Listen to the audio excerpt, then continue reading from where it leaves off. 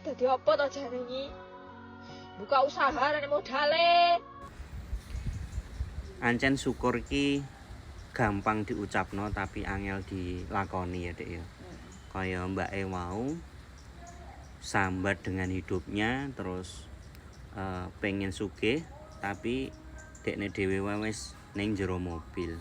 Nah awak dhewe sambat nangis ning pojokan. Nah, yo ngono kuwi lho Lur.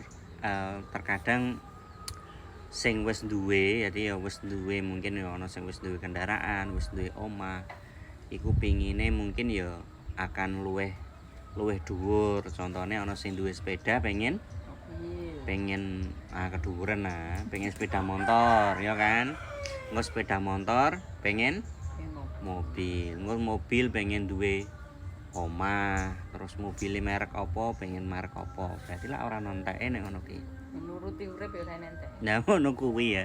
Jadi bener ya Lur kata wong tua kuwi nek urip itu tidak ada yang ideal. Jadi ideal lan orane itu tergantung kita sendiri menyikapinya. Jadi kayak nak misale awak dhewe kita sikapi kurang terus yo kurang ae ya nggak ada cukupe. Jadi ya paling tidak kita berusaha bersyukur itu nggak cuman kayak diucap ketok tapi memang bener-bener kita jalani. Jadi ya kayak duwene apa ya wis kita iki dinikmati wae.